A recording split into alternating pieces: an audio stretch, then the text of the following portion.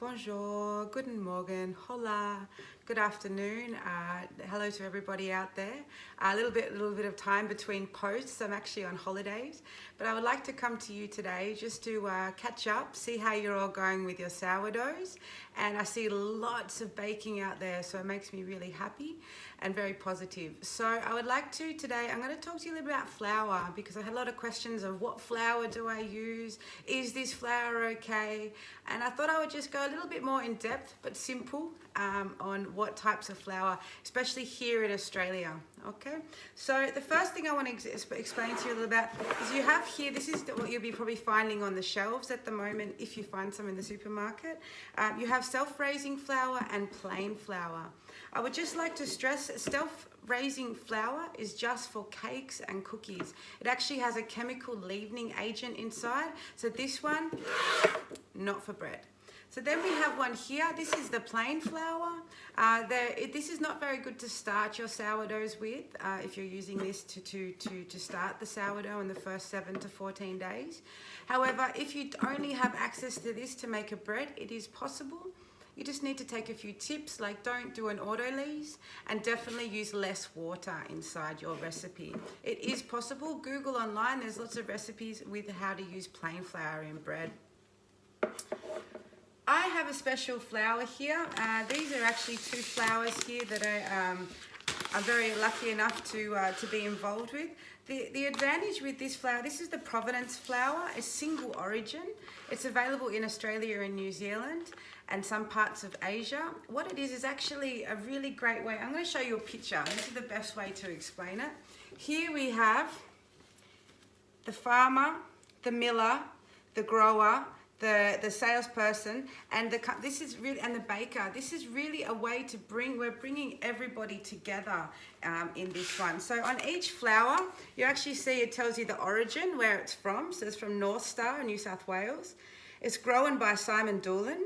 The wheat variety here is a Lancer, and it's milled by FPM Milling in Tamworth. So as a baker, this is a really nice way to bring the community together. Sometimes we just use flour and we think, oh yeah, it's just flour, just get the cheapest flour. Well, if you really want to make a quality bread, and at the moment it's important to support the farmers and also your local communities. So using this flour for me is something I'm very passionate about. Of course, I've got a couple of different varieties here. I have a Lancer flour and a Spitflower flour. And you're probably wondering, what is the difference between them? Well, of course, obviously it's the strain that comes back to the grower. But I'm not going to go too much into that for you guys today. The basic with this is a wheat flour. A wheat flour here is made from the wheat. This is just the endosperm inside. It's actually milled, so you just have the white part of the grain. Now the wheat flour, this one in Australia is very strong. We have it around 14% protein, so that's a very, very strong flour. And what we mean by the protein levels, for example, here your plain flour, your cake flour, sometimes has about 8 or 9% protein, whereas this wheat flour I have here is 14% protein. What that means is it's easier to mix, absorbs more water, and therefore you have a better gluten structure as well. So if you want to contact me and ask me some more information about these flours, please feel free to do so. It's a fantastic initiative, a really, really nice flour to use. So then we have here whole wheat flour. So whole wheat flour is actually where you get the whole of the white part and the grain and the bran inside. So this flour is actually a really good flour for you at the moment. We need to pay attention to our nutrition. We need to pay attention to our health. So using a whole wheat flour actually gives you a lot more fiber.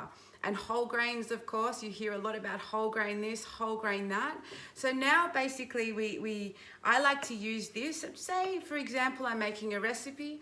I would use 80% of the wheat flour, and then I would use 20% of the whole wheat flour. What that means in simple terms is, let's say, for example, 80 grams of the wheat flour and 20 grams of the wholemeal flour. So the whole wheat flour also absorbs a lot more water. So by absorbing a lot more water, you actually can make a bigger yield, of course, in your dough. But also you just have to pay attention when you're using this in your recipe. This is also fantastic to feed your sourdoughs with because there's lots of wild yeast on the outside of it.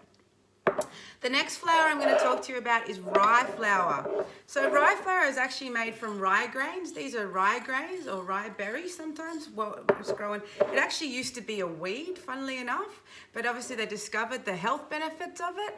And by discovering the health benefits of it, we're actually able to make a fantastic flour that is really good for you. Rye is really good for you. It's low in protein, but it's also low in gluten. So when you're making this, try not to use 100% straight away. Leave that for the Germans. This is more of a European style flour, but the rye flour actually can bring a lot of aroma and texture to your doughs. So it actually also creates a very dense crumb. So you see rye breads are normally that really dark bread that's really got a dense crumb. That's because it's made of the rye flour. I recommend if you're going to use it, once again, you can use it at 5% or 10% or 20% in your recipes. It does give a really nice flavor to your sourdough as well. So maybe if you're having trouble getting the boost out of your sourdough, see if you can find some rye flour. It would really help you in creating some really nice wild bacteria and wild yeast inside your sourdoughs out there. So that's the rye flour. The next one I have here, this is a semolina flour.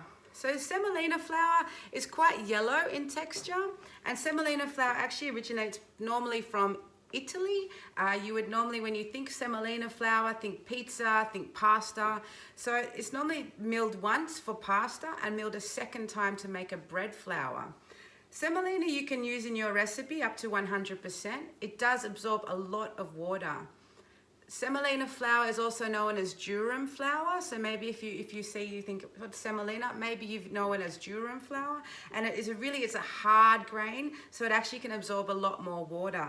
What it's really great for as well is if you're making a pizza, I put some in the dough, around 20%, and I also use it for dusting on the table. And it gives a really nice crust on the outside, so it doesn't stick so much. So semolina flour is a fantastic flour to use, especially for your Italian style recipes. The next one I have here, the lucky last one for today, this one's a little bit different. This one here is actually, I call it steel cut oats. Now you probably think, why is she using oats? I actually use a little bit of oats inside my sourdough. I feed it twice a week with some oats. The reason why the steel cut oats, it has some really nice flavor inside there. It does give a really nice boost to your sourdough, and it's something a little bit special. So that's something that I like to do. So here's my sourdough from yesterday. So like this is, if you see, I put an elastic band around. That's so you can see how much it ferments. So that's where it started last night. That's where it is now. And when you pop the thing open, you'll be actually able to hear it pop and give it a nice smell. It's important to smell and taste your sourdoughs, because then you can know really like how it's going, when it's ready, and you really get to know your sourdough. So don't be afraid, do taste it. Now, I also want to explain, some people ask me, what is a stiff sourdough? This one here is a stiff sourdough. So this here is more of the liquid, like a levain, and this is a stiff sourdough. The stiff sourdough actually has a lot more water, a lot less water, a lot more flour inside. So what it is, I put, for example, 100 grams of my sourdough. I put about 150 grams of flour and around 100 grams of water. Or you can do 100 grams of sourdough, maybe 80 to 70 grams of flour, and maybe around 70 grams of water. You need to form a dough, then you wrap it. Check out the Quest for Sourdough website. There's some fantastic ideas and videos on how to make your own one. So I really hope I've helped you explain today a little bit more about flour. So like I said, just to recap, self-raising flour, forget it. Plain flour, it is possible, but you need to make a few tweaks in your final bread. Then you have the Provenance flour, single origin, which is the wheat flour that I use. Once again, if you want more information, please feel free to contact me. Then we have here the whole wheat flour, you have a rye flour, semolina flour, and oats. Now there's so many other types of flour out there. I'm not going to go into that today with you. I really hope that you're all okay. Bring a little bit of a smile and sunshine to your afternoon, morning, day, evening out there. And feel free to contact me. I'm here to answer your questions and help you out along the way. I wish you a nice afternoon. Ciao.